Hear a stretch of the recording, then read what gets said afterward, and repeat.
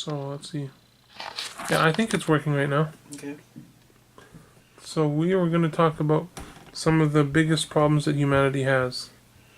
Well, I think the fact that we cling to old ideals, we are not free, we are not open society, we are a closed society. We feel that a lot of us, and a lot of people, I think around 40%, are prejudiced against one race or another, or one type of person, one religious group or another. And it's that sort of thing that stops you from growth, from being positive. Racism is not something you're born with, it's something you were trained to be. Your parents teach you that these are dangerous people. And that continues down the line. You can't stop it. You can't interfere with it because they're, in their minds, correct. And it's a belief system, like religion is a belief system, like science is a belief system. You can't argue somebody's belief system. You can argue with someone who knows, they're wrong, and you can argue with them. But how do you argue with a guy who wants to kill a guy because he's black? You can't. He isn't capable of rational thought. He's incapable of positivity, and that's what holds our society back. We as a species aren't accepting. I don't want to see people tolerated. That's the wrong term. Tolerated means we like you today or we'll let you live today, but that could change tomorrow. I want to see acceptance, whether it's the gay community, the black community, the native community, whoever. We have to accept them. We can't tolerate them. You can't tolerate Catholics or Jews or whatever. You have to accept it. That's their religion, that's their way, that's their race, and they're here for us. I think that this that you're talking about is like part of Canadian culture because I've heard about these concepts before. In Canada, we're like made of immigrants, right? And we try to build a system that's good for immigrants, which means it's good for a variety of people. And when you can't fit everybody, you have to give them the tools they need to do their own work, kind of thing. Mm-hmm. So when you're developing your beliefs, the best thing you can do is just like talk to lots of people. Well, and I mean, just because a person's skin isn't the same color as yours doesn't mean I ran the Pride Center for the gay community, right? Where at? Right here in Edmonton. Edmonton? Okay. Right, and do you know what their biggest worries were? What?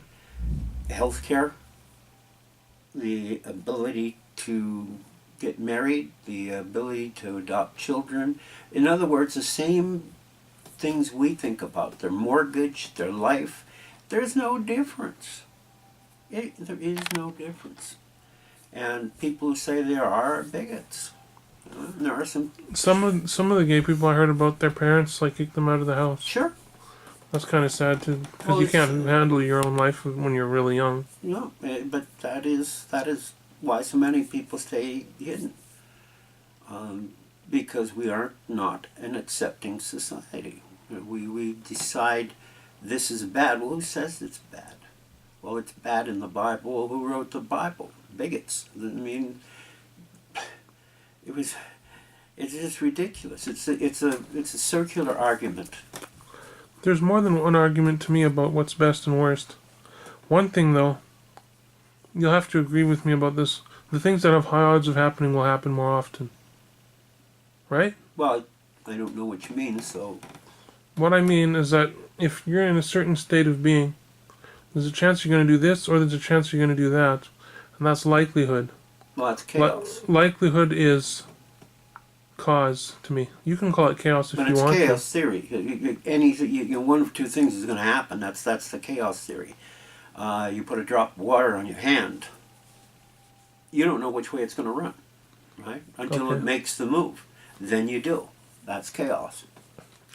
But I was thinking that's like people that have these problems and these mental issues and these contentions. It's because there was a high probability of that happening inside of them.